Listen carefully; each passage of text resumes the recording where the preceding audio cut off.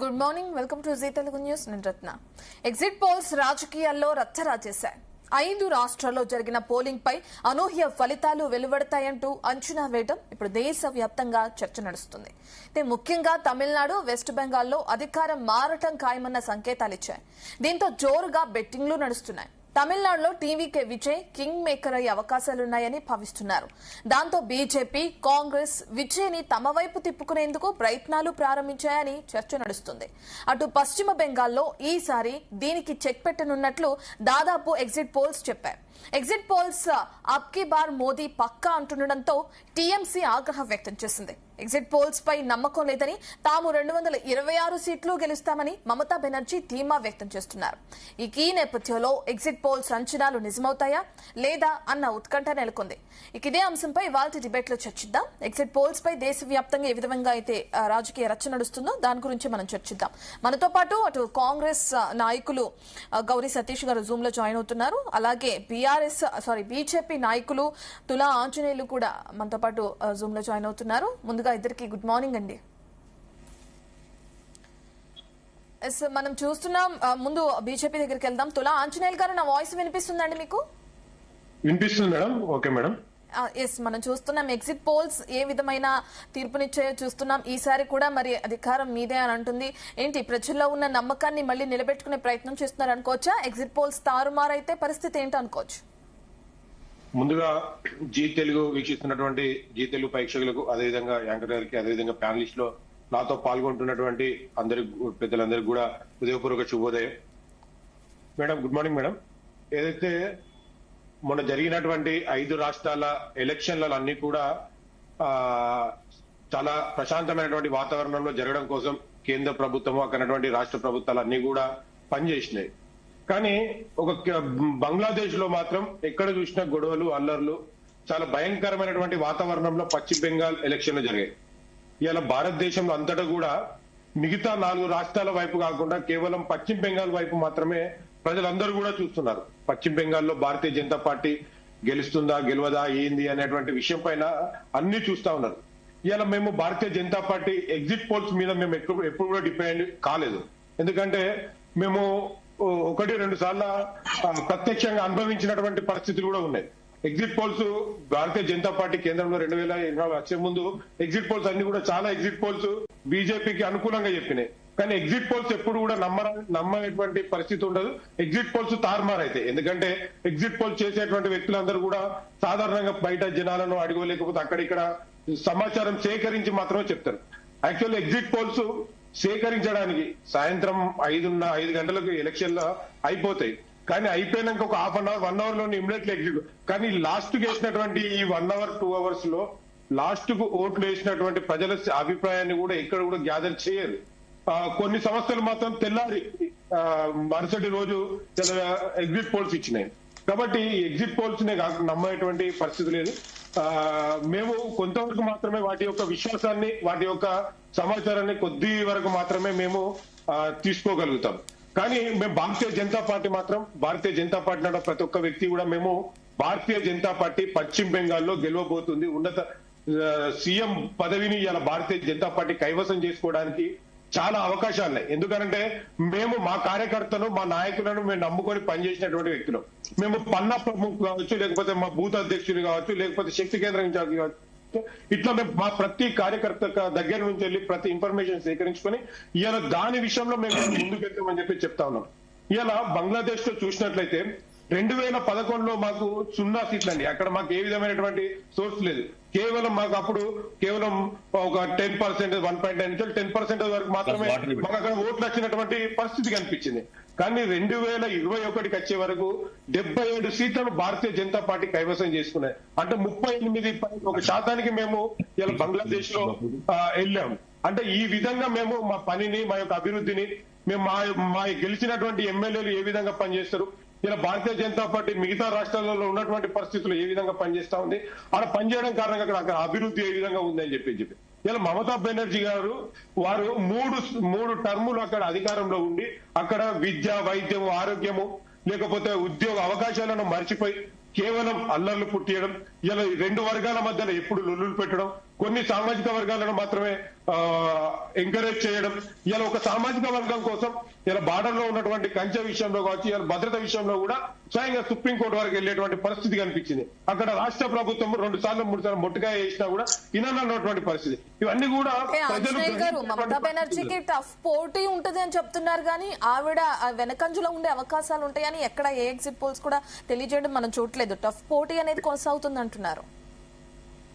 పోటీ ఉంటుంది కావచ్చు, కానీ మేము భారతీయ జనతా పార్టీ మాత్రం అక్కడ ఏ విధంగా 2011 నుంచి మొదలుకుంటే 2021 వరకు ఇలా 77 సీట్ల వరకు మేము రాగలిగామంటే అక్కడ మేము చేసినటువంటి పనికి మమ్మల్ని ప్రజలు ఆదరించడం కారణంగా 10 సంవత్సరాలలో మేము 77 సీట్లు సాధించగలిగాం. ఇవాళ కూడా మేము అక్కడ అధికారంలోకి మేము వస్తామని చెప్తా ఉన్నాం. ప్రత్యేకంగా మేము అక్కడ భారతీయ జనతా పార్టీ తప్పకుండా అక్కడ అధికారాన్ని కైవసం చేసుకునేటువంటి అవకాశం ఉంది అని చెప్పి మేము తెలియజేస్తా ఉన్నాం. ఓకే, ఎస్, మనతో పాటు అటు కాంగ్రెస్ నుంచి అలాగే గౌరీ సతీష్ గారు యాడ్ అయ్యారు. సతీష్ గారు నమస్తే అండి. అలాగే పాపారావు గారు అనలిస్ట్, ఆయన కూడా జాయిన్ అయ్యారు. పాపారావు గారు గుడ్ మార్నింగ్ అండి.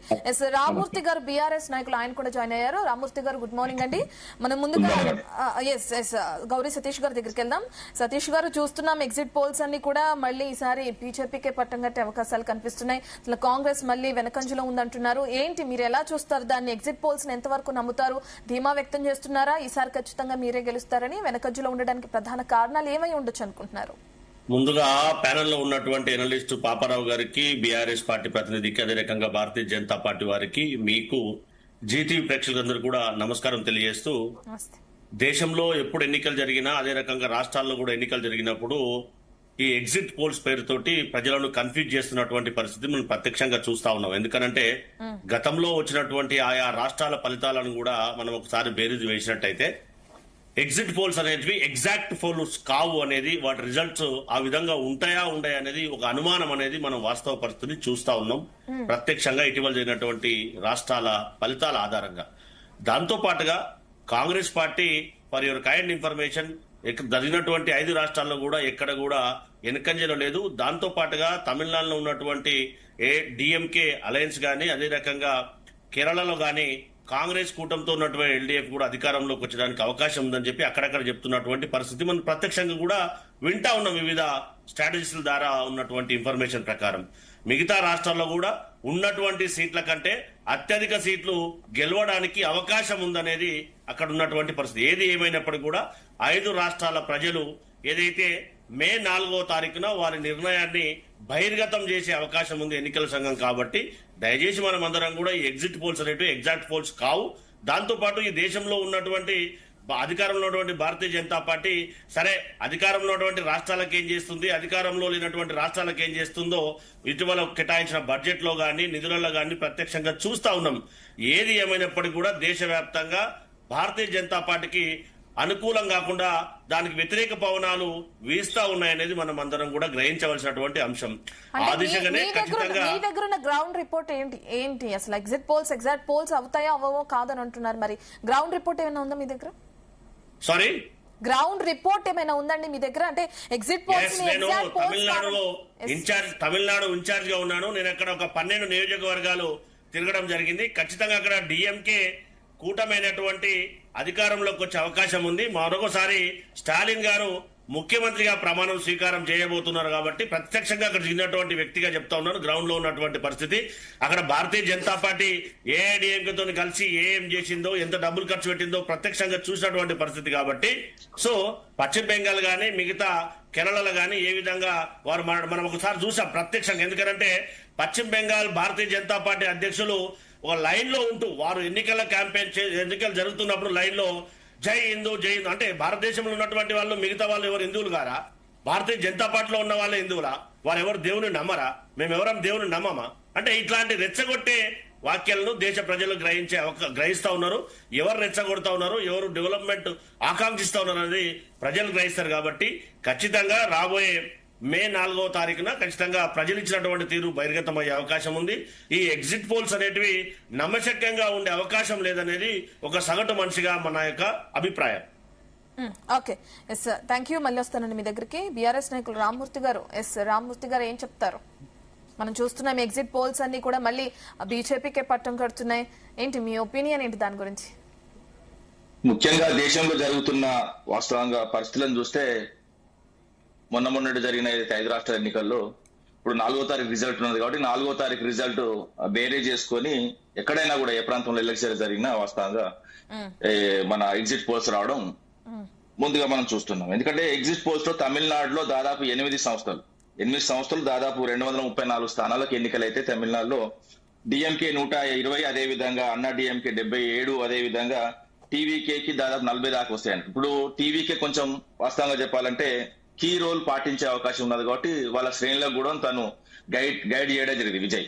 ఎందుకంటే ఎవరైతే మద్దతు ఈ పార్టీ ఇస్తుందో ఆ పార్టీ అధికారంలోకి వచ్చే అవకాశం ఉంది. అదేవిధంగా బెంగాల్లో 294 స్థానాలకు గాను వాస్తవంగా 5 సంస్థలు ఏదైతే సర్వే చేస్తే 142 టీఎంసీ, అదేవిధంగా బీజేపీకి 143. ఈ వాస్తవంగా ఏంటంటే రెండింటి మధ్యనే, ఎందుకంటే తృణమూల్ కాంగ్రెస్ కు అదేవిధంగా బీజేపీకి అమితుమే ఉన్నదన్న విషయం కూడా మనం చూసుకోవచ్చు. అదేవిధంగా కాంగ్రెస్ 1-2కు మాత్రమే సీట్లు వచ్చే అవకాశం ఉంది. అదేవిధంగా కేరళ 5 సంస్థలు సర్వే చేస్తే అందులో 140 సీట్లకు గాను 60 సీట్లు ఎల్డీఎఫ్ కి, అదేవిధంగా యూడీఎఫ్ కి 75. అంటే వీళ్ళకి మధ్యలో ఎల్డీఎఫ్ కి యూడీఎఫ్ కి మధ్యలో అమితుం ఉన్నది వాస్తవంగా దేశవ్యాప్తంగా జరుగుతున్న చర్చ. అదేవిధంగా అస్సాంలో 126 సీట్లకు గాను 92 సీట్లు ఏదో బీజేపీకి వస్తాయని, అంటే వన్ సైడ్ ఎలక్షన్స్ గా ఇక్కడ చూస్తున్నారు. అదేవిధంగా కాంగ్రెస్ కి 29కే పడిపోయే అవకాశం ఉన్నదని చూస్తున్నారు. అదేవిధంగా పుదుచ్చేరి 33 సీట్లకు గాను 4 సంస్థలు సర్వే చేస్తే అందులో 20 అయితే కాంగ్రెస్ లోకి వెళ్ళి పుట్టిన ఎన్ఆర్సీ పార్టీ దానికే వచ్చే ఉన్నది. దాని తర్వాత 8 మాత్రమే కాంగ్రెస్. మొత్తం ఓవరాల్ గా ఈ 5 రాష్ట్రాలకు సంబంధించి ఎమ్మెల్యే సీట్లు మనం మొత్తం తీసుకుంటే 827 స్థానాలండి. 827 స్థానాలకు గాను కాంగ్రెస్ కు వాస్తవంగా 9 సీట్లు పరిమితం కావడం అంటే ఆ పరిస్థితి ఏందన్నది చూసుకోవచ్చు. ఎందుకంటే ముఖ్యంగా కాంగ్రెస్ పరిస్థితి కిందికి పోతా ఉన్నది. మొత్తం వాస్తవంగా చెప్పాలంటే 3 అక్షరాల పార్టీ, 3 రంగుల పార్టీ 3 రాష్ట్రాల్లో మిగిలి ఉన్నది. అదేవిధంగా ఇప్పుడు హిమాచల్ ప్రదేశ్, కర్ణాటక, దాని తర్వాత తెలంగాణ, ఈ 3 రాష్ట్రాలకే పరిమితమైన పార్టీ. ఈ 3 రాష్ట్రాల్లో కూడా వాస్తవంగా ముక్కు మూసుకుంటే మునిగిపోయే పరిస్థితి ఉన్నది. దేశంలో లేకుండా పోయే ప్రమాదం ఉన్నది. ఇంకోటి ఏంటంటే ఒక సైడు బీజేపీ పైనుంచి దూసుకొస్తుంటే కాంగ్రెస్ పార్టీ మొత్తం కిందికి పోతా ఉన్నది. ఎందుకంటే ఇప్పుడు చూడొచ్చు మొత్తం ఓవరాల్ గా చూసుకుంటే ఇన్ని సీట్లు 827 సీట్లలో దాదాపు 10లో అంటే 10 కూడా రాని పరిస్థితి ఎగ్జిట్ పోల్ లో అయితే. ఇక 10 ఒకవేళ ఏదైనా మండలి జరిగితే 20 వస్తాయి కావచ్చు, అంతే తప్ప కానీ 800 స్థానాల్లో ముందంజలో ఉన్న మిగతా ప్రాంతీయ పార్టీలతో పాటు, ఎందుకంటే జాతీయ పార్టీ అయిన బీజేపీ బలంగా ఉన్నది. ముఖ్యంగా ఏంటంటే ఇక నాకు చాలా ఆశ్చర్యకరమైన విషయం ఏంటంటే జాతీయ పార్టీలు 2, ముఖ్యంగా 2 తీసుకున్నాం, బీజేపీ కానీ కాంగ్రెస్ కానీ. వీటి జాతీయ పార్టీలు ఎట్లుంటారో నాకు అర్థమైతలేదు. అంటే ఎక్కడ ఎన్నికలు ఉంటే అక్కడ మేనిఫెస్టో విడుదల చేసేటప్పుడు ఓ రాష్ట్రాన్ని ఓ విధంగా, ఓ రాష్ట్రాన్ని ఓ విధంగా, ఓ రాష్ట్రానికి ఓ రకంగా, ఓ రాష్ట్రానికి ఒక రకంగా. ఒక దగ్గర కాంగ్రెస్ అయితే ఓ దగ్గర 5 గ్యారంటీలు, ఓ దగ్గర 6 గ్యారంటీలు, ఇంకో దగ్గర ఏం గ్యారంటీలు ఉండవు. అదే విధంగా బీజేపీ కూడా ఓ దగ్గర ఓలాగా, ఓ దగ్గర ఓలాగా. ఇలాంటి జాతీయవాదం ఎట్లా అంటారు వీటిని? మొత్తం 28 రాష్ట్రాలు, 8 కేంద్రపాలిత ప్రాంతాలు సమానంగా చూసుకునే లక్షణాలు ఈ పార్టీలకు లేవు. ఇంకోటి ఏంటంటే వాస్తవంగా చెప్పాలంటే ప్రాంతీయ పార్టీలకు ఉన్నంత దేశం మీద భక్తి వాస్తవంగా చెప్పాలంటే ఈ ముఖ్యంగా ఆ ప్రాంతం మీద ప్రేమ ఉంటది. అదే విధంగా ప్రాంతంతో పాటు దేశం మీద ప్రేమ ఉండే పార్టీలు వాస్తవంగా చెప్పాలంటే ప్రాంతీయ పార్టీలే. జాతీయ పార్టీ అని చెప్పుకునే 2 జాతీయ పార్టీలు అసలు వాళ్ళ ఆలోచన విధానం ఏంటి? అసలు వాళ్ళ ప్రజలకు ఏం చేద్దాం అనుకుంటున్నారు?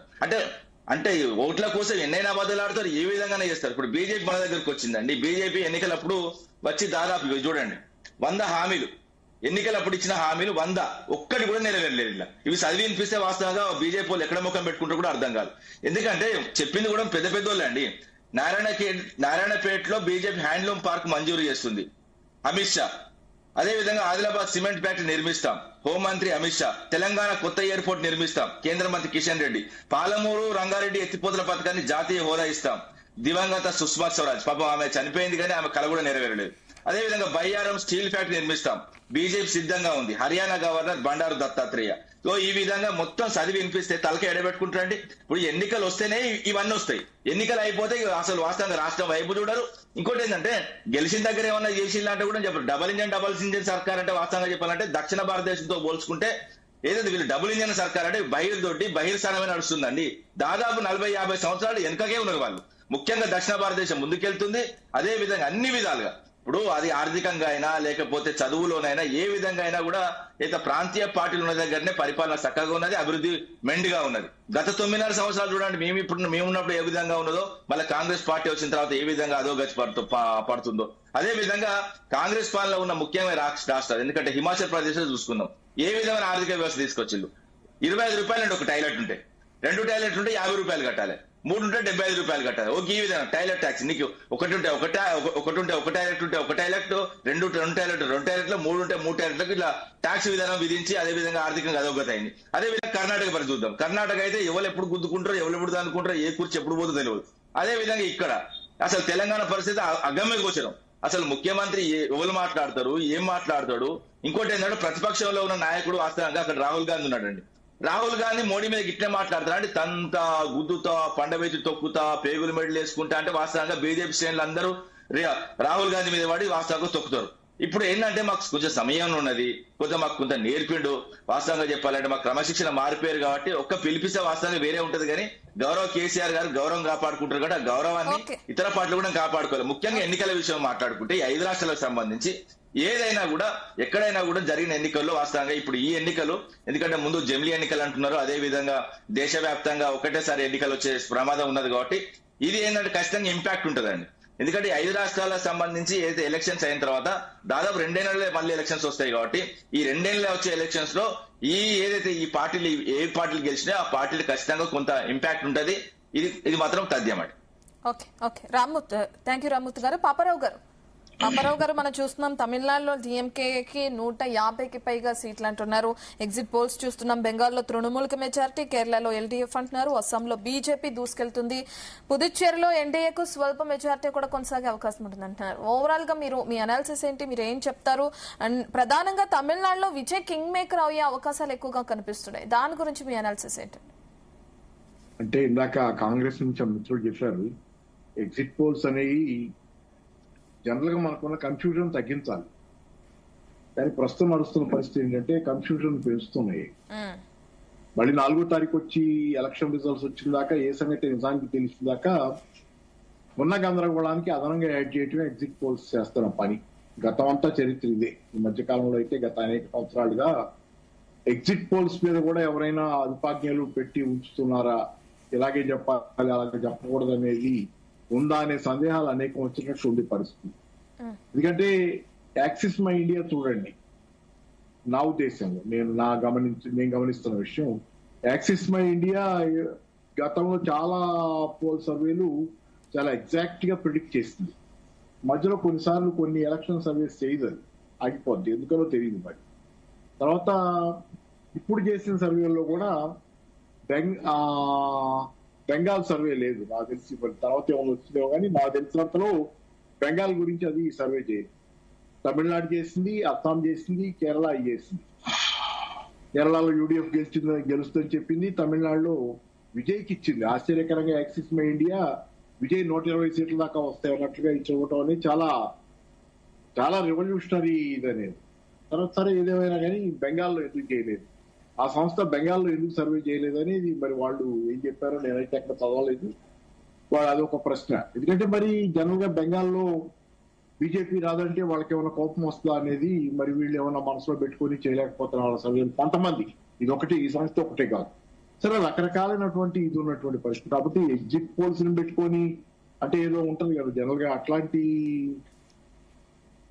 దాని నుంచి మనం కంక్లూజన్ తీసుకునే కంటే జనరల్ గా కామన్ సెన్స్ మీద మనం మన సొంత ఇది ఉపయోగించుకుని 2021లో కూడా సేమ్ అదే చెప్పాయి. చాలా ఎగ్జిట్ పోల్స్ కూడా బీజేపీ తృణమూల్ మధ్య క్లోజ్ ఫైట్ ఉంటుందన్నా గానీ తృణమూల్ కాంగ్రెస్ భారీ విజయం సాధించడం మనం చూసాం. సో ఇప్పుడు కూడా అలా ఫెయిల్ అయ్యే అవకాశాలు ఎక్కువ ఉంటాయి అనుకోవచ్చు. ఉంది.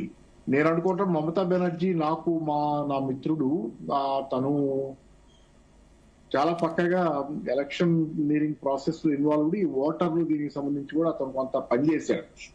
ఎట్లా ఏంటనేది నేను మాట్లాడిన కానీ చాలా పెద్ద ఎత్తున పనిచేశాడు. ఓటర్లు ఎట్లా డిలీట్ అవుతారు, ఏం జరుగుతుంది, తన ప్రాసెస్ లో వర్క్ చేసినప్పుడు అనేది ఏంటంటే అతని డేటా ప్రకారం, అతను డేటా ఇస్తానన్నాడు కానీ నేను ఇవ్వాల, నాకు అతను చెప్పే డేటా ప్రకారం ఏంటంటే మమతా బెనర్జీ గెలుస్తుంది ఒక ఇది అతను అంటుంది. నాకు కూడా అది కన్విన్సింగ్ గా అనిపించింది కాబట్టి నా దగ్గర ఇమీడియట్ గా డేటా లేదు కాబట్టి నేను కోట్ చేసి మాట్లాడాల. తర్వాత తమిళనాడులో నేను అనుకోవటం మరి రకరకాల అవి ఉన్నాయి.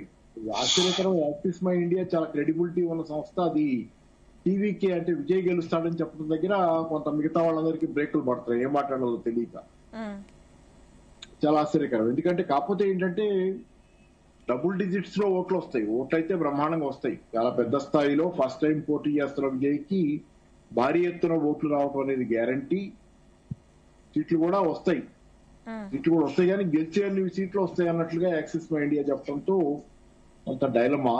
అయితే జనరల్ గా ఇంకోటి కూడా వచ్చింది సార్, నిన్న ఎగ్జిట్ పోల్స్ గురించి వచ్చినప్పుడే వార్తల్లో వచ్చింది ఏంటంటే, ఒక 60% మంది ఎవరినైతే ఎగ్జిట్ పోల్స్ కోసం ఒపీనియన్ అడిగారో, వీళ్ళు పోతారు కదా ఎగ్జిట్ పోల్ సర్వే చేయడానికి పోయిన వాళ్ళు, అడిగినప్పుడు ఒక 60% మంది ఏ జవాబు చెప్పకుండా వెళ్తున్నారండి.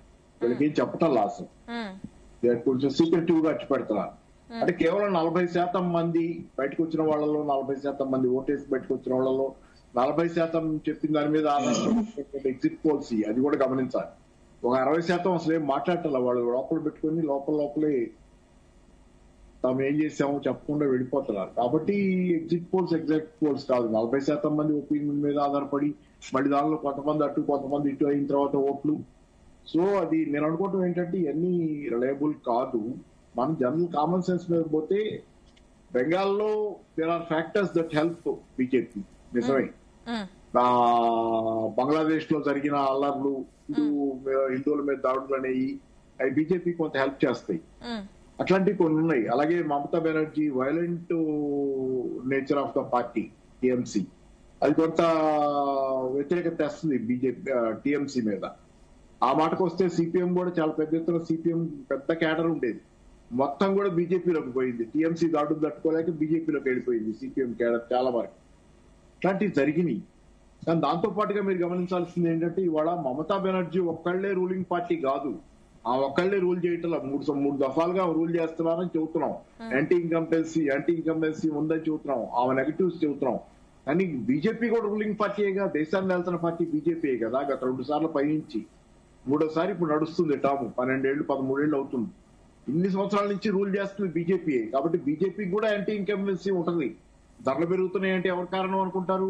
బీజేపీయే కారణం అనుకుంటారు ఎక్కువ మంది. అలాగే వెస్ట్ ఏషియాలో జరుగుతున్న ఘటనల్లో మన విదేశాంగ విధానం, ఉదాహరణ కేరళ ఉంది. కేరళలో గల్ఫ్ కి వెళ్ళిన వాళ్ళు చాలా మంది ఉంటారు, గల్ఫ్ లో ప్రవాసితులు చాలా మంది ఉంటారు. వాళ్ళందరికీ సంబంధించిన ఆలోచన విధానం, గల్ఫ్ మీద ఆధారపడి ఎకానమీ నడుస్తుంది కేరళలో. అట్లాంటిదంతా ఇప్పుడు రేపొద్దున గల్ఫ్ లో భారత విదేశాంగ విధానం ఎట్లా ఉంది అనేది వాళ్ళు జాగ్రత్తగా గమనిస్తుంటారు. మనం ఇరాన్ పక్కన ఉన్నావా, అమెరికాతో ఉన్నావా, ఇజ్రాయెల్ తో ఉన్నావా, ఇవన్నీ చూస్తానే ఉంటారు వాళ్ళు. ఇవన్నీ కూడా పనిచేస్తాయి. ఎందుకంటే భారతీయ జనతా పార్టీకి కూడా దాని వ్యతిరేకతలు దానికి చాలా ఉన్నాయి, తక్కువ కాదు.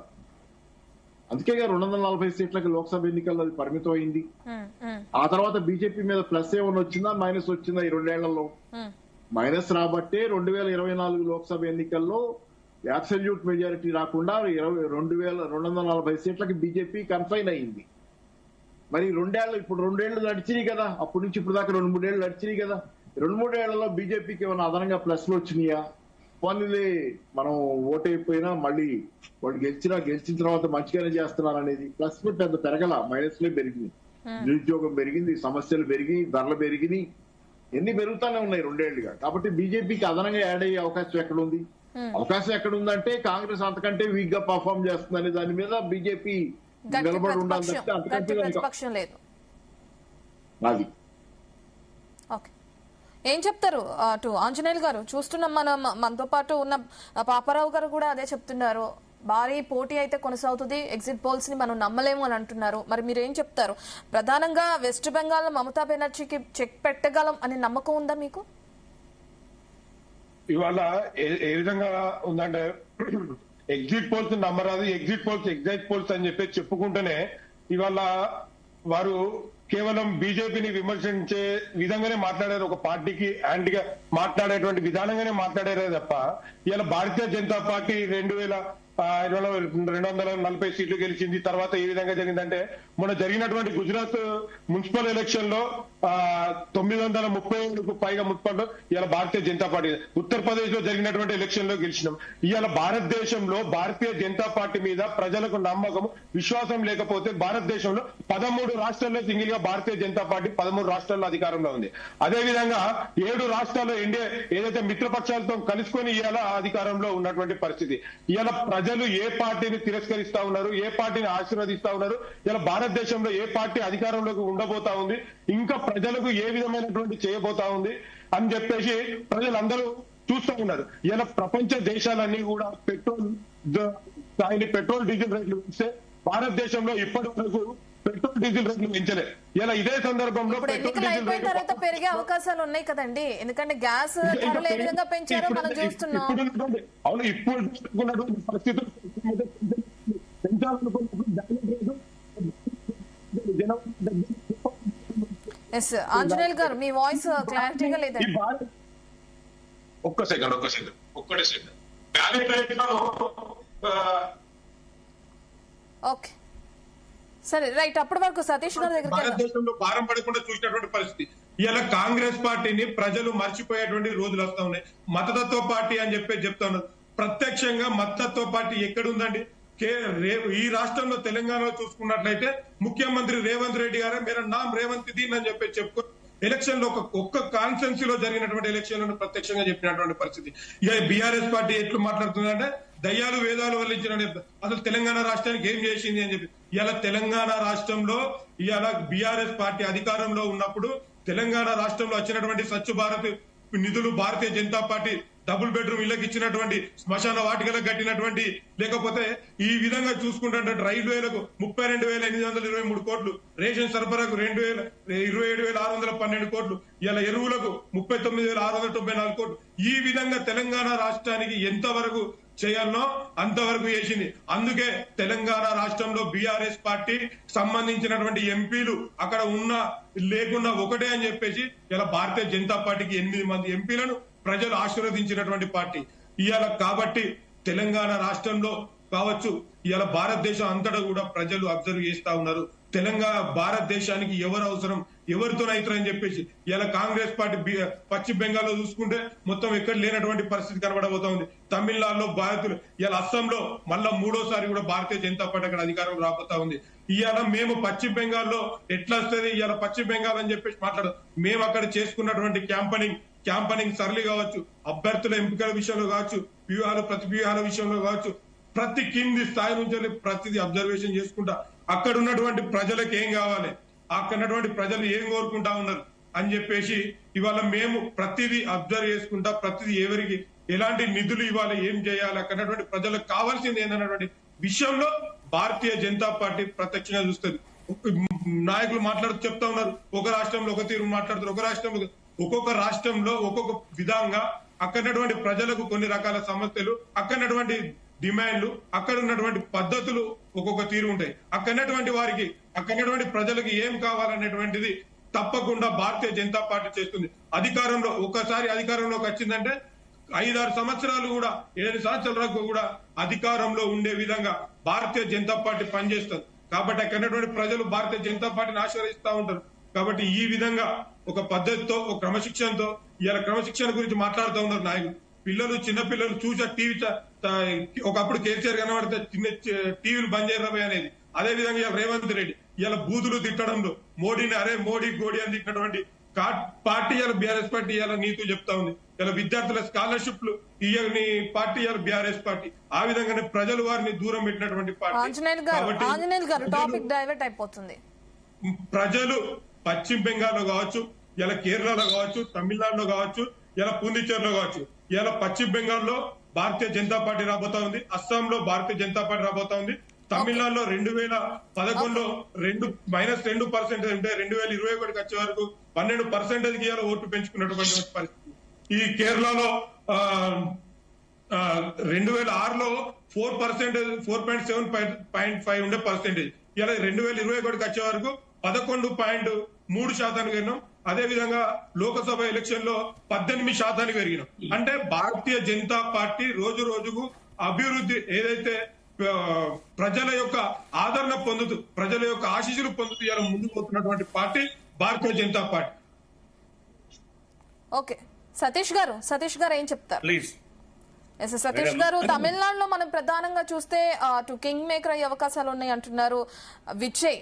మరి విజయ్ ని అటు బీజేపీ లేదంటే కాంగ్రెస్ ఆహ్వానించే అవకాశం కనిపిస్తుంది, తమ వైపు తిప్పుకునే ప్రయత్నం చేస్తున్నారని చర్చ కూడా కొనసాగుతుంది. దాన్ని మీరు ఏకీభవిస్తారా? ఏం చెప్తారు దాని గురించి? సరే, విజయ్ గారికి తమిళనాడులో ఏ మేరకు సీట్లు వస్తాయా, భారతీయ జనతా పార్టీ ఏ విధంగా ఎరవేస్తుంది అనేది ప్రత్యక్షంగా చూస్తా ఉన్నారు అందరు కూడా. ఈ సమాజం అంతా గ్రహిస్తా ఉంది. దాంతో పాటుగా తెలంగాణ రాష్ట్రంలో అధికారంలో ఉన్నటువంటి బీఆర్ఎస్ పార్టీ గతంలో అధికారంలో ఉన్నప్పుడు మర్చిపోయి కనీసం ప్రతిపక్షంలో ఉన్నప్పుడు వారి ప్రతిపక్ష నాయకుడు కనీసం ప్రజాస్వామ్యంలో అత్యున్నత స్థానమైనటువంటి అసెంబ్లీకి వచ్చి మాట్లాడు. అయినా వాళ్ళు ఏం మాట్లాడతారో ఒక్కసారి ఆత్మపరిశీలన చేసుకోవాలి. ఎందుకంటే ఇటీవల జరిగినటువంటి పార్లమెంట్ ఎన్నికల్లో గానీ, ఇటీవల జరిగినటువంటి ఎమ్మెల్సీ ఎన్నికల్లో గానీ, ఇటీవల జరిగినటువంటి గ్రామ పంచాయతీ ఎన్నికల్లో తెలంగాణ ఎన్నికల గురించి కాదండి, నేను అది గురించి మొత్తం చెప్తా. మీరు అడిగే ప్రతి ప్రశ్న సమాధానం చెప్తా. లేదండి, టాపిక్ డైవర్ట్ అవుతుందండి, టాపిక్ డైవర్ట్ అవుతున్నది. ఇదేంటండి తెలంగాణ గురించి కాదుగా చర్చ, 5 రాష్ట్రాల గురించి చర్చ చెప్తే నేను దాడలేదు.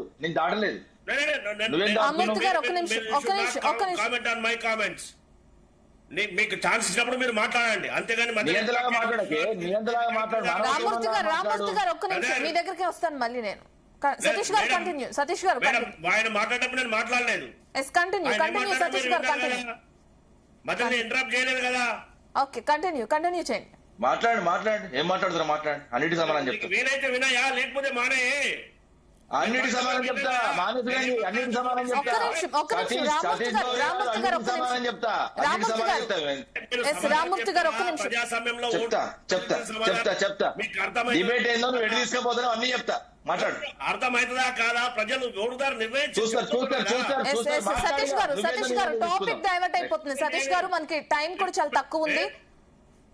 తమిళనాడులో విజయ్ గారికి ఏమాత్రం సీట్లు వస్తాయి ఏందనేది ఖచ్చితంగా చెప్పలేనటువంటి పరిస్థితి. దాంతో పాటుగా భారతీయ జనతా పార్టీ ఒకటి మనం గుర్తుపెట్టుకోవాలి.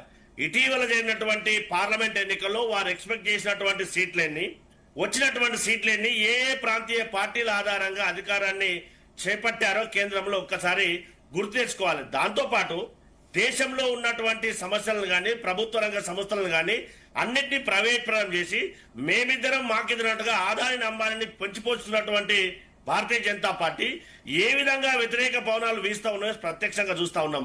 దాంతో పాటు కాంగ్రెస్ పార్టీ గతంలో ఉన్నటువంటి సీట్ల కంటే ఖచ్చితంగా అత్యధిక స్థానాలు గెలుచుకోబోతా ఉన్నాం. అందులో ఎలాంటి అనుమానం లేదు. ఎందుకోనంటే ఇటీవల భారతీయ జనతా పార్టీ చేస్తున్నటువంటి విధానాలు గాని, వారు చేస్తున్నటువంటి రెచ్చగొట్టే ప్రసంగాలు గాని, ఒక చిన్న ఎగ్జాంపుల్ చెప్తాను. పార్లమెంట్ సాక్షిగా భారతీయ జనతా పార్టీ ఎంపీ గారు తెలంగాణను పాకిస్తాన్ ఇండియా నుంచి ఏ విధంగా విడదీశారో దాన్ని కంపేర్ చేయడం అంటే తెలంగాణ ప్రజలు గాని దేశం యొక్క అత్యున్నత స్థానాన్ని పార్లమెంట్ గుర్తు చేసుకోవాలి కదా. దాంతో పాటు ప్రధానమంత్రి గారు గతంలో ఏం స్టేట్మెంట్ ఇచ్చారు? తల్లిని చంపి బిడ్డను వేరు చేశారు. అంటే తెలంగాణ ఏర్పాటు గాని, దేశంలో ఉన్నటువంటి పార్లమెంట్ సభ్యుల యొక్క మనోభావాలు గాని ఏ విధంగా గతంలో ఉన్న వారిని గౌరవిస్తున్నారా లేదా అనేది ఒక్కసారి ఆత్మపరిశీలన చేసుకోవాలి. అంటే సతీష్ గారు మనం చూస్తున్నాం, ఇప్పుడు ఎలక్షన్స్ అనేవి జరిగినాయి, ఎగ్జిట్ పోల్స్ వచ్చినాయి, రిజల్ట్ గురించి మనం మాట్లాడుతున్నాం. ప్రధానంగా అందరు చేసే ఆరోపణలు ఒకటే, భారతీయ జనతా పార్టీ గురించి మీరు మాట్లాడుతున్నారు కానీ ప్రతిపక్షం స్ట్రాంగ్ గా లేదు, కాంగ్రెస్ స్ట్రాంగ్ గా లేదు, గట్టి పోటీ ఇవ్వలేకపోతుంది కాబట్టే ఇది గెలిచే అవకాశాలు ఉన్నాయని చెప్పి అంటున్నారు. దాన్ని మీరు డిఫెండ్ చేస్తారు, మీ ఆన్సర్ ఏంటి దాని గురించి? మేడం, కేరళలో ప్రతిపక్షంలో ఉన్నటువంటి మేము అధికారంలోకి వస్తున్నామని చెప్పి ఎగ్జిట్ పోల్ చెప్తా ఉన్నాయి. ఖచ్చితంగా అధికారాన్ని చేపట్టబోతున్నాం. అదే రకంగా తమిళనాడులో గతంలో 16 సీట్లు ఉండే 28 సీట్లు మేము పోటీ చేశాం. ఖచ్చితంగా 20+ సీట్లను ఖచ్చితంగా అధిరోహించబోతున్నాం. దాంతో పాటుగా మిగతా 3 రాష్ట్రాల్లో కూడా ఖచ్చితంగా మంచి నెంబర్ సీట్లు సాధించబోతా ఉన్నాం. అందులో ఎలాంటి అనుమానం లేదు. ప్రతిపక్షం గట్టిగా లేదు అనడం అనేది అసంబద్ధమైనటువంటి మాట. ఎందుకనంటే దేశంలో ఎక్కడ సమస్య ఉన్నా, ప్రజా వనరులు ఏదైతే దోచుకోబడుతున్నా అక్కడ ప్రతిపక్ష నాయకునిగా గ్రౌండ్కి వెళ్లి ప్రజల సమస్యలు ప్రభుత్వాన్ని కనువిప్పగలిగే విధంగా చేస్తున్నటువంటి నాయకులు రాహుల్ గాంధీ గారు. అది కనిపించకపోతే సోషల్ మీడియా ద్వారా ఏ విధంగానైతే మీడియా వైస్ ఛాన్సలర్ గా ఉన్నటువంటి భారతీయ జనతా పార్టీ నాయకులు సోషల్ మీడియాలో ఏం చేస్తున్నారు, ప్రత్యక్షంగా ఏం జరుగుతుంది సమాజంలో ప్రత్యక్షంగా చూస్తా ఉన్నాం కదా. మా లీడర్ గ్రౌండ్కి పోతాడు, సమస్యలు వింటాడు, వారి యొక్క సమస్యలను రేఖను వినడానికి శాయశక్తుల ప్రయత్నం చేస్తా ఉన్నారు. అది ఖచ్చితంగా కాంగ్రెస్ పార్టీని బలోపేతం చేయడానికి వీలైనంత మేరకు అది ప్రభావం చేయబోతుంది. కాబట్టి ఖచ్చితంగా ఇటీవల జరిగినటువంటి రాష్ట్రాల్లో 2 రాష్ట్రాల్లో అధికారంలో రాబోతున్నాం. మిగతా 3 రాష్ట్రాల్లో కూడా మంచి ఎమ్మెల్యే స్థానాలను అక్కడ రాష్ట్రంలో ఉన్నటువంటి ఆయా పరిస్థితుల అనుకూలంగా మేము స్థానాలను కైవసం చేసుకోబోతున్నాం తప్పితే ఎక్కడ కూడా వెనకడిగేసే అవకాశం లేదని కూడా గుర్తు చేస్తా ఉన్నాం. ఓకే, రామ్మూర్తి గారు చెప్పండి. మనం చూస్తున్నాం, సతీష్ గారు చేసిన కామెంట్స్ చూస్తున్నాం. ఖచ్చితంగా మళ్ళీ అధికారంలోకి వస్తామని అంటున్నారు. గ్రౌండ్ లెవెల్లో వెళ్ళి మేము తిరిగాం, మాట్లాడామని అంటున్నారు. బీజేపీకి సంబంధించి కూడా వాళ్ళు కూడా ధీమా వ్యక్తం చేస్తున్నారు. ఏంటి మీరేం చెప్తారు? ముఖ్యంగా ఏంటంటే వీళ్ళకి సమాధానం చెప్పే ముందు వాస్తవంగా కొంత జనరల్ టాపిక్ పోదాం. ఎందుకంటే తమిళనాడులో స్టాలిన్ అదే విధంగా ఏ విధంగా పరిపాలన చేసిండో ఆ పరిపాలన మీద కొంత ఫలితాల్లో ఉండే అవకాశం ఉంది. ఇంకోటి ఏంటంటే డిఎంకే అన్నా డిఎంకేకి సంబంధించి ఏంటంటే ఇప్పుడు ముఖ్యంగా ఏదైతే టీవీకే పార్టీ ఉందో టీవీకే పార్టీ ఒకవేళ అన్నా డిఎంకే తోని జతగడితే మాత్రం వాస్తవంగా డిఎంకే కష్టకాలం వచ్చే పరిస్థితి ఉంది. అదేవిధంగా కేరళలో పినరాయి విజయన్ గారు మనం ఆయన గురించి మాట్లాడేంత పరిణతి గాని పరిజ్ఞానం గాని మనకు లేదు. మంచి నాయకుడు, వాస్తవంగా దేశం మెచ్చిన నాయకుడు. తన గురించి ఎంత తక్కువ మాట్లాడితే అంత మంచిది. అలాంటి వ్యక్తి మళ్ళీ కూడా గెలవాలని కూడా అక్కడ ప్రజలు విశ్వసిస్తున్నట్టుగా నాకున్న ప్రాథమిక సమాచారం. అదేవిధంగా ఎల్డీఎఫ్ యూడీఎఫ్ మధ్య జరిగిన అయితే ఈ ఎన్నికల యుద్ధంలో వాస్తవంగా ఎల్డీఎఫ్ఏ గెలిచే అవకాశం ఉన్నది. అదేవిధంగా అస్సాంలో హేమంత్ బిశ్వా శర్మ మీద ఎన్ని ఆరోపణలున్నా, అదే మతపరమైన అంశాలు గాని, వాళ్ళ భార్య పాస్పోర్ట్ సంబంధించిన అంశం గాని, ఇతర భూ విభేదాలు గాని కొంత ఎందుకంటే మెజార్టీ తగ్గించే అవకాశాలు ఉన్నాయి. కానీ వాస్తవంగా ఏంటంటే అధికారం కోల్పోయే ప్రమాదం అయితే లేదు. అదేవిధంగా వెస్ట్ బెంగాల్ ముఖ్యంగా మన అందరికీ తెలిసింది, వెస్ట్ బెంగాల్ మొత్తం దేశవ్యాప్తంగా ఎదురు చూస్తుంది వెస్ట్ బెంగాల్. ఇప్పుడు 5 రాష్ట్రాల ఎన్నికలు జరిగినా కూడా ఈ వెస్ట్ బెంగాల్ ఎన్నికల గురించే అందరూ ఆలోచిస్తున్నారు. ఎవరు గెలుస్తారు, మమతా బెనర్జీ గెలుస్తుందా లేకపోతే బీజేపీ గెలుస్తుందా? అక్కడ కాంగ్రెస్ సింగిల్ డిజిట్ కూడా వాస్తవం ఒక సీటు కూడా వచ్చే అవకాశం కూడా లేదు. ఇంత ఆ విధమైన పూర్ణది అక్కడ. అదేవిధంగా పుజిస్టేట్ లో ఏదైతే రంగస్వామి పెట్టిన పార్టీ ఎన్ఆర్సీ పార్టీ ఉందో, నేషనల్ ఆల్ ఏదైతే వాస్తవంగా ఎన్ఆర్ కాంగ్రెస్ సంబంధించి ఆయనే మళ్ళీ అధికారంలోకి వచ్చే అవకాశం ఉన్నది. ఎందుకంటే అది బీజేపీతో పొత్తు ఉన్న పార్టీ, కాంగ్రెస్ తో విభేదించి పుట్టిన పార్టీ. అదే విధంగా బీజేపీ మిత్రులు మాట్లాడుతుంది, మేము గతంలో మస్తు చేసినాము, తెలంగాణకు అది ఇచ్చినాము, ఇదే వచ్చినాం అంటే మళ్ళీ కూడా చెప్తున్నా 28 రాష్ట్రాలు 8 కేంద్ర ప్రాంతాలకు ఏ విధంగా ఇచ్చిల్లో హక్కు గవే వచ్చినాయి తప్ప అదే ఒడిశాకి ఇచ్చినట్టు లేకపోతే మహారాష్ట్రకి ఇచ్చినట్టు లేకపోతే వీళ్ళ గుజరాత్ తీసుకున్నట్టు గా విధంగా మాత్రం ఇవ్వలేదు. మాకు హక్కు లభించేదే గవే వచ్చినాయి తప్ప. ఇంకోటి ఏంటంటే మీకు గత ఎన్నికల్లో 0 వచ్చినాయి, మీకు మిమ్మల్ని తిరస్కరించాలని చెప్తున్నారు. మిమ్మల్ని కూడా 10 రాష్ట్రాల్లో తిరస్కరించిల్లు, మీకు కూడా 10 రాష్ట్రాల్లో 0 వచ్చినాయి. మీరు పొత్తు పెట్టుకున్న పార్టీలకు కూడా 0 వచ్చినాయి. అదేవిధంగా 13 ఒక నిమిషం ఆగండి, మాట్లాడండి. అదేవిధంగా కాంగ్రెస్ ఒక నిమిషం ఆగండి చెప్తా మొత్తం చెప్తా. ఒక నిమిషం ఆగండి బ్రదర్, రాసుకోండి, నీ టైం వస్తుంది. అదే విధంగా 13 రాష్ట్రాల్లో 0 వచ్చిన కాంగ్రెస్ పార్టీ కూడా 0 గురించి మాట్లాడిన నైతిక హక్కు కూడా లేదు. ఎందుకంటే ఏదైతే అధికారంలో ఏదో ముఖ్యంగా అధికారంలో హిమాచల్ ప్రదేశ్ లో 0 వచ్చింది, దేశ రాజధాని ఢిల్లీలో కూడా కాంగ్రెస్ 0 వచ్చింది. ఇవన్నీ మాట్లాడుకుంటే ఇక అవసరం లేదు. అదే విధంగా కాంగ్రెస్ మిత్రుడు మాట్లాడుతూ మాకు మొత్తం అధికారం వస్తుంది, మొత్తం కంప్లీట్ గా మేము చక్రం తిప్పుతాం, మాకు అన్ని తెలుసు అంటున్నాడు. మొత్తం ఇప్పుడు ఏదైతే 5 రాష్ట్రాల్లో జరిగిన ఎన్నికల్లో 827 స్థానానికి ఎన్నికలైతే ఆ 27 మీకు వచ్చేది. వాస్తవం మళ్ళీ కూడా చెప్తున్నా, మీరు అవసరమైతే మనం రిజల్ట్ రోజు కూడా కూర్చున్నాం. 27 వస్తున్నాయి. ప్రాంతీయ పార్టీలు బీజేపీ అదే విధంగా సిపిఐ పార్టీ కలిపి మొత్తం గెలుచుకుంటారు. ఎవరికి ఎక్కువ స్థానాలు వస్తాయి కూడా చెప్తున్నా, ప్రాంతీయ పార్టీలకు ఎక్కువ స్థానాలు వస్తాయి.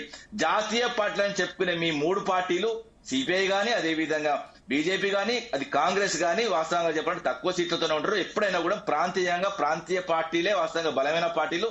ప్రాంతానికి అన్యాయం జరిగితే పుట్టిన ప్రాంతీయ పార్టీలతో మీరు ఢీకొనలేరు. అదే విధంగా మీరు ఎన్ని చేసినా ఎన్ని కుట్రలు చేసినా ప్రాంతీయ పార్టీలు లేనిది అసలు మీకు వాస్తవంగా మోడీ కూర్చోలేదు. ఈ రోజు ఎప్పుడైనా మీరు ఏ విధంగా మాట్లాడుతుంటే ప్రాంతీయ పార్టీ అది పైకి వస్తుందా గీకొస్తుందా నేను చెప్తున్నా. ప్రాంతీయ పార్టీ లేకపోతే మీకు అధికారం లేదు. అదే విధంగా రానున్న రోజులు కూడా వాస్తవంగా భారతదేశ యావత్తుగా జరిగే ఎన్నికల్లో ఒకవేళ జమిలీ ఎన్నికలు వస్తే మాత్రం ప్రాంతీయ పార్టీలే హవా ఉంటది. మీరు ఇన్ని రోజులు చేసిన రాజకీయాలు, ఎందుకంటే జాతీయవాదం అంటే మీకు అర్థమైతలేదు నేను చెప్పేది.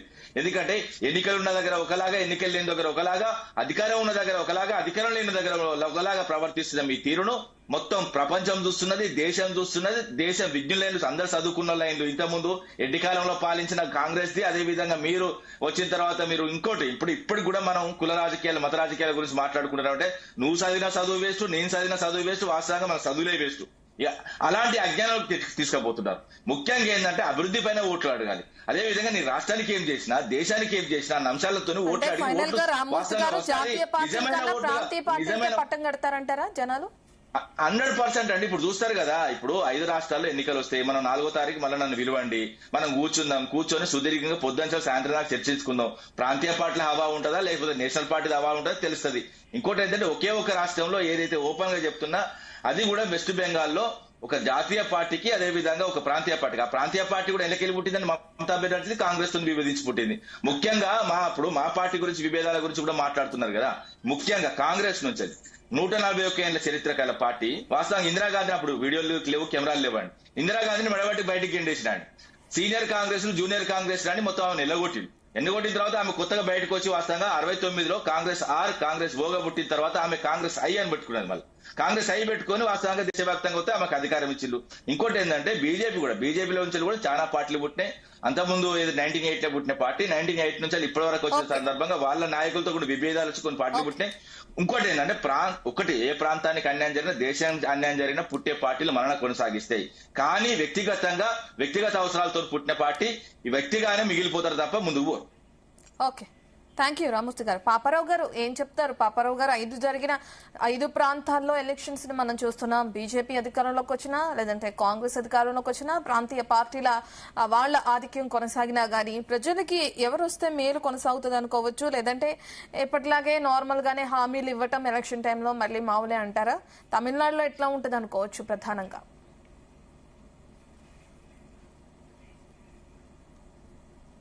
పాపారావు గారు ఒకసారి మ్యూట్ చేసి మాట్లాడండి, మీ వాయిస్ వినిపించట్లేదు. వెస్ట్ బెంగాల్లో మమతా చాలా వెల్ఫేర్ ఇస్తున్నారు. అయితే అక్కడ కూడా వెల్ఫేర్ మీదే బీజేపీ కూడా తన మేనిఫెస్టో ఉంది. దాంతో పాటుగా అదనంగా బంగ్లాదేశ్ హిందూ ఇది అనేది ఫ్యాక్టర్స్ ఉన్నాయి. అక్కడ బంగ్లాదేశ్ లో హిందువుల మీద దాడులు, లేకపోతే చొరబాటుదారులు, ఈ పెద్ద ఇష్యూస్ ఉన్నాయి కొన్ని వాళ్ళ అక్కడ. తర్వాత ఏమైనా కానీ ఇప్పుడు వెస్ట్ బెంగాల్ ని కాసేపు పక్కన పెడితే, అంటే వెస్ట్ బెంగాల్లో ప్లస్లు ఎన్ని ఉన్నాయో మైనస్లు ఉన్నాయి రెండు పార్టీలకి చాలా ఎక్కువగా. తమిళనాడుకి వస్తే కనుక డిఎంకే పాలన ఈసారి బాగలేదనే వాళ్ళు తక్కువ. ఎందుకంటే మామూలుగా తమిళనాడులో ఒక పార్టీ ఒకసారి గెలిస్తే రెండోసారి గెలవదు. కేరళ టైపే, ఒకసారి గెలిచిన పార్టీ రెండోసారి ఓడిపోతుంది. అన్నాడీఎంకే గెలిస్తే ఒకసారి నెక్స్ట్ టైం అది డిఎంకే టర్న్ అని ఇలా జరిగింది. కానీ ఈసారి అందుకు భిన్నంగా ఉండే అవకాశాలు ఎక్కువగా ఉన్నాయి. ఒకటి ఏంటంటే అమ్మ అని అందరూ పిలుచుకునే జయలలిత లేరు అక్కడ. స్థానికంగా అక్కడ గతంలో అమ్మ అని చెప్పి జయలలిత అంటే చాలా అభిమానం ఉండేది వాళ్ళకి. జయలలిత లేరు ఇప్పుడు అక్కడ. జయలలిత లేకపోవడం వల్ల వ్యాక్యూమ్ అలాగే ఉంది. పైగా అన్నాడీఎంకే పోయి ద్రవిడ భావజాలానికి వ్యతిరేకంగా ఉన్నటువంటి బీజేపీతో పొత్తు పెట్టుకోవడం అనేది తమిళులకు మిగుడు పడే విషయం కాదు. ఇప్పుడు మిగుడు పడదు. అంతేమన్నా ఇన్రోడ్స్ రావచ్చు బీజేపీకి, కానీ ఓవరాల్ గా తమిళ ప్రజలు అన్నాడీఎంకేని క్షమించలేరు. మధ్యలో ఆ పొత్తు విడిపోయారు, మళ్ళీ తిరిగి పొత్తు పెట్టుకున్నారు. అందులో పన్నీర్ సెల్వం ఆయన పేరు అనుకుంటే, పన్నీర్ సెల్వం ఉండాలి. ఆయన అన్నాడీఎంకే నుంచి వచ్చి డిఎంకేలో చేరటం కూడా చాలా పెద్ద, అంటే ఎలాగైతే ఇక్కడ మనం ఇక్కడ తెలంగాణలో మాట్లాడుకుంటున్నాం, జీవన్ రెడ్డి గారు టీఆర్ఎస్ లో చేరటం టీఆర్ఎస్ కి చాలా పెద్ద ప్లస్ తెలంగాణ అంతా అని, అలాగే ఒక రకంగా పన్నీర్ సెల్వం అలాంటి వ్యక్తి అక్కడ దర్దాపుగా చాలా పలుకుబడి ఉన్న వ్యక్తి. ఆయన పోయి డిఎంకేలో చేరటం అనేది డిఎంకేకి చాలా పెద్ద ప్లస్ అది. కాబట్టి ఏంటంటే ఓవరాల్ గా నేను అనుకోవటం సంక్షేమ పథకాల విషయంలో డిఎంకే బానే ఉంది. కాకపోతే ఏంటంటే తమిళనాడుకు ఉన్న పెద్ద నెగటివ్ ఏంటంటే సంక్షేమ పథకాలకి ఉచితాలకి మధ్య ఉన్న గ్యాప్ పోవటం. నేను పొద్దుపొద్దాకి ఉచితాలనే మాట్లాడను, ఎందుకంటే నాకు అసహ్యం ఆ మాట అంటే. కావాలని చెప్పి ప్రజలను అవమానించడానికి ప్రజలకు ఇచ్చే సంక్షేమ పథకాలు చాలా మంది ఉచితాలని పిలుస్తున్నారు. కావాలని చెప్పి సంక్షేమ పథకాలను రద్దు చేయడం కోసం దానికి ఉచితాలనే పేరు పెట్టి దాని చుట్టూ చాలా వివాదం చేస్తున్నారు. అది నాకు ఇష్టం లేదు. కానీ తమిళనాడులో అయితే నిజంగా ఉచితాల కల్చర్ నడుస్తుంది. ఫ్రిడ్జ్ ఇస్తాం, టీవీలు ఇస్తాం కల్చరు, అది మంచిది కాదు. ఆ కల్చర్ నడుస్తుంది. సరే ఏదైనా అందరూ దానిలో భాగస్వాములే, కానీ ఓవరాల్ గా డిఎంకేకి ఎక్కి విజయ్ రోల్ ఎలా ఉంటుంది అనుకోవచ్చు పాపారావు గారు? ఎందుకంటే 2 స్థానాల్లో పోటీ చేశారు. సేమ్ ఏదైతే ఇక్కడ ఏపీలో పవన్ కళ్యాణ్ చేసినట్లుగానే ఆయన 2 స్థానాల్లో పోటీ చేయడం ఏంటి, ఎలా చూడొచ్చు దాన్ని? పవన్ ఇక్కడ ఫస్ట్ టైం ఓడిపోయి సెకండ్ టైం ఏ విధంగా అయితే పవర్ పాయింట్ గా మారారు అనుకోవచ్చు మొన్న జరిగిన ఎలక్షన్స్ లో, ఇప్పుడు విజయ్ కూడా అంతే అనుకోవచ్చు. అంటే అయితే చిరంజీవి అవుతారు ఆయన, అయితే అది ఖచ్చితం. పవన్ కళ్యాణ్ లాగా ఫస్ట్ టైం పవన్ కళ్యాణ్ మొత్తం ఆయన సీట్లు ఆయన ఓడిపోయినటువంటి పరిస్థితి. ఆ పిఠాపురం ఎక్కడో ఒక తోట గెలిచారు. ఆయన కూడా తర్వాత పార్టీ వైసీపీకి అనుకూలంగా ఉన్నారు. మారారా లేదా నేను చెప్పను కానీ అది కాబట్టి ఆ పరిస్థితి కాదు, అది రాదు. పవన్ కళ్యాణ్ లాగా ఫస్ట్ టైం పవన్ కళ్యాణ్ లాగా అవ్వదు కానీ అయితే చిరంజీవి లేకపోతే ఎన్టీఆర్ ఇదే అవుద్ది అనేది ఆ రెండిట్లోనే ఉంటది. ఎందుకంటే యాక్సిస్ మై ఇండియా అది ఇచ్చిన తర్వాత కొంచెం ఆలోచించాల్సి వస్తుంది. యాక్సిస్ మై ఇండియా సంస్థ మీద నమ్మకం ఉంది. ఈ దెబ్బకి ఆ నమ్మకం ఉంటుందా పోద్దా అనేది మనకు కూడా తెలిసిపోద్ది. యాక్సిస్ మై ఇండియా కొంతమంది నమ్ముతున్నాం నాలాంటి వాళ్ళం. ఆ నమ్మకం ఈసారి పెట్టుకోవాలో లేదో కూడా ఈసారితో తేలిపోద్ది. ఏదైనా ఏంటంటే ఆ 18-20 సీట్లు అయితే వస్తాయి, విజయ్కి రాకుండా ఉండవు. కింగ్ మేకర్ అవుతాడా లేదా అంటే కింగ్ మేకర్ అవ్వడు. ఎందుకంటే అన్నాడీఎంకే అసలు అవకాశాలే లేవు. అయితే కింగ్ అవుతాడు, లేకపోతే సైడ్ లైన్ ఓడిపోతుంది. అంటే కింగ్ మేకర్ అయ్యే అవకాశాలు విజయ్కి ఉన్నాయి అనుకోను. డిఎంకేకే అవకాశాలు, నా మనసులో ఉన్న మాట ఏంటంటే డిఎంకే బాగానే చేసింది కాబట్టి డిఎంకే వస్తేనే బాగుంటుంది అనేది.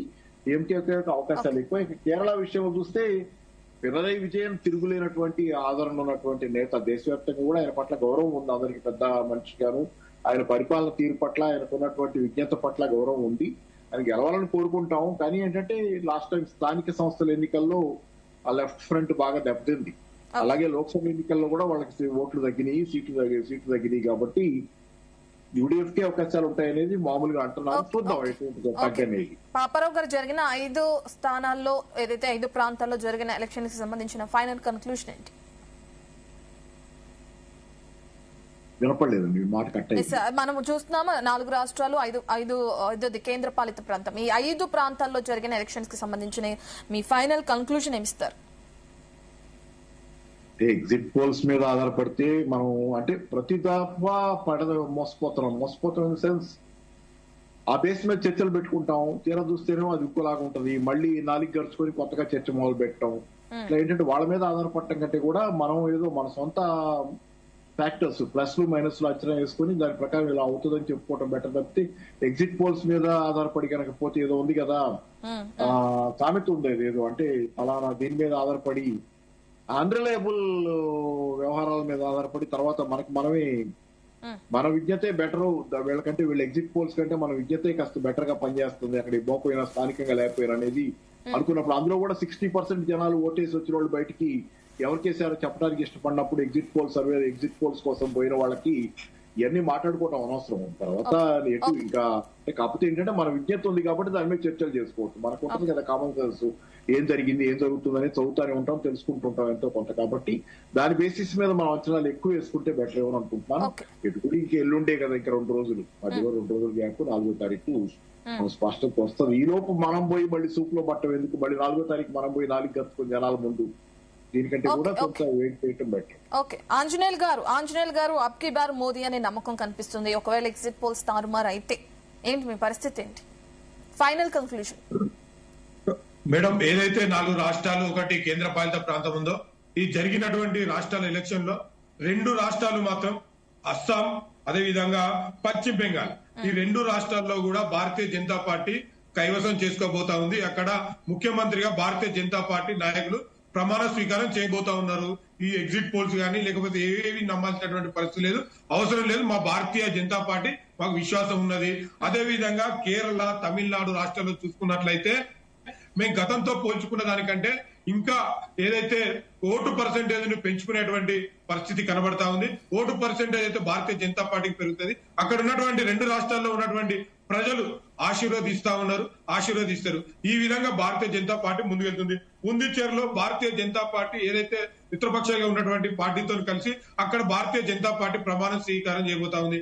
ఎందుకంటే ప్రజలకు నరేంద్ర మోడీ గారు ఏ విధమైనటువంటి అభివృద్ధి చేయబోతారు, ఈ దేశం బాగుండాలంటే, ఈ దేశం సురక్షితంగా ఉండాలంటే నరేంద్ర మోడీ గారు అయితేనే ఉంటారు అని చెప్పి ప్రజలకు విశ్వాసం కలుగుతా ఉంది. ప్రజల నుంచి ఆ విశ్వాసాన్ని పొందుతా ఉన్నారు నరేంద్ర మోడీ గారు. కాబట్టి భారతీయ జనతా పార్టీ ఇంకా ఉన్నత శిఖరాలకు ఎదుగుతుందని కూడా మేము తెలియజేస్తాము. ఓకే, సతీష్ గారు, ప్రజల్లో మీ పైన నమ్మకం తగ్గింది, అధికార పక్షం చేస్తున్న ఆరోపణలు కూడా మనం చూస్తున్నాం, ఏం చెప్తారు? ఫైనల్ కంక్లూజన్ అంటే ప్రతిపక్షం పైన విశ్వాసం తగ్గిందనేది సరిదూరమైన మాట అని చెప్పి ఇంతకు ముందే నేను ప్రస్తావించడం జరిగింది. ఖచ్చితంగా డిఎంకే అలయన్స్ లో ఉన్నటువంటి తమిళనాడులో అధికారంలో రాబోతుంది. దాంతో పాటు కేరళలో కాంగ్రెస్ పార్టీ అలయన్స్ గా ఉన్నటువంటి కూటమి అధికారంలో రాబోతుంది. పశ్చిమ బెంగాల్లో కూడా ఖచ్చితంగా ఉన్నటువంటి పరిస్థితి దృష్ట్యా అక్కడ నువ్వా నేను అన్నట్టుగా భారతీయ జనతా పార్టీ టీఎంసీ పరిస్థితి ఉన్నటువంటి పరిస్థితి. దాంతో పాటు పుదుచ్చేరిలో కూడా ఒరిస్సాలో ఖచ్చితంగా అక్కడ భారతీయ జనతా పార్టీ గెలిచే అవకాశాలు కనిపిస్తా ఉన్నాయి. పుదుచ్చేరిలో కూడా ఖచ్చితంగా నువ్వా నేనా అన్నట్టు స్పష్టమైనటువంటి పరిస్థితి కనిపిస్తా ఉంది. ఖచ్చితంగా ఈ ఎగ్జిట్ పోల్స్ అనేటివి ఎగ్జాక్ట్ పోల్స్ కావు. దాంతో పాటుగా ప్రజలు 4వ తారీఖున వారి విశ్వాసమైనటువంటి విశ్వాసాన్ని ఖచ్చితంగా ట్రంక్ బాక్స్ లో వాయా ఈవీఎంలో బంధించున్నారు. కాబట్టి 4వ తారీఖు ఖచ్చితంగా ఈ దేశంలో భారతీయ జనతా పార్టీకి ఏ విధంగా వ్యతిరేక పవనాలను ఖచ్చితంగా స్పష్టమయ్యే అవకాశం ఉంది. దానికంటే ముందు ప్రతిపక్ష పార్టీగా భారతదేశంలో ఉన్నటువంటి అసమానతలు కానీ పెరుగుతున్నటువంటి ఏదైతే ధరలు ఉన్నాయో వాటిని కట్టడి చేయాల్సిన బాధ్యత భారతీయ జనతా పార్టీ అధికారంలో ఉంది కాబట్టి కేంద్రం పైన ఉంది. ఆ దిశగా ఆలోచన చేసి ఎన్నికలప్పుడే రెచ్చగొట్టే విధంగా కానీ లేదా కొత్త స్కీములు కానీ పెట్టడం అనేది సమంజసం కాదు. ఖచ్చితంగా ప్రజల శ్రేయస్సు కోసం ప్రజాస్వామ్యాన్ని దృష్టిలో పెట్టుకుని ఆ విధంగా ఆచరణ కొనసాగిస్తే మంచిదనేది కాంగ్రెస్ పార్టీ యొక్క ఉద్దేశం. ఓకే, రామూర్తి గారు ఫైనల్ కంక్లూజన్. ఈ 5 రాష్ట్రాల్లో జరిగే ఎన్నికలు వాస్తవంగా జరిగిన ఎన్నికలు ముఖ్యంగా ఏంటంటే ఈ 4వ తారీఖు రిజల్ట్స్ లో ప్రాంతీయ పార్టీల హవా ఉంటది. అదే విధంగా రానున్నది కూడా ప్రాంతీయ పార్టీలే దేశవ్యాప్తంగా ప్రభంజనం కొనసాగిస్తే అది ఈ 5 రాష్ట్రాల ఎన్నికలు కానీ లేకపోతే వచ్చే జమిని ఎన్నికలు కానీ భవిష్యత్తు ఖచ్చితంగా బాగుంటది. ఎందుకంటే ప్రాంతీయ పార్టీల చేతిలో ఉంటేనే ప్రాంతాలు కానీ దేశం కానీ సస్యశ్యామలంగా ఉంటుంది. అదే విధంగా రక్షణ కవచంలా ఉంటుంది. ఇంకోటి ఏంటంటే ఇన్ని రోజులు జాతీయవాదం అని చెప్పుకున్నారు. ఆ జాతీయ పార్టీలకు రోజు రోజుకు చుక్కేదవుతుంది. అదే విధంగా మొన్న కూడా చూసుకోవచ్చు 400 అన్న బీజేపీ పార్టీ ఏ విధంగా చెత్తలేబడ్డదో అదే విధంగా మేము అధికారంలోకి వస్తా అన్న కాంగ్రెస్ పార్టీ 100 రన్లు కూడా కొట్టకుండా 99కి అవుట్ అయింది కూడా చూసాము. ఈ విధంగా మనం పూర్తిగా విశ్లేషించుకొని ముందుకు పోతే మనం 4వ తారీఖు ప్రశాంతంగా కూర్చున్న రోజు ఏం జరుగుతుందో మొత్తం కంప్లీట్ గా మనం విశ్లేషించుకుందాం. ఓకే, థ్యాంక్ యూ రామూర్తి గారు, థ్యాంక్ యూ సతీష్ గారు, థ్యాంక్ యూ ఆంజనేయులు గారు, థ్యాంక్ యూ పాపారావు గారు ఇవాళ డిబేట్ లో పార్టిసిపేట్ చేసినందుకు. సో ఫైనల్ గా ప్రజాస్వామ్యంలో చివరి తీర్పు ప్రజలదే. ఎగ్జిట్ పోల్స్ ఎలాంటి రిజల్ట్ ఇచ్చినా కానీ ఎగ్జిట్ పోల్స్ ఎగ్జాక్ట్ పోల్స్ అవుతాయా లేదా అనేది మరో 2 రోజుల్లో తెలిసిపోయే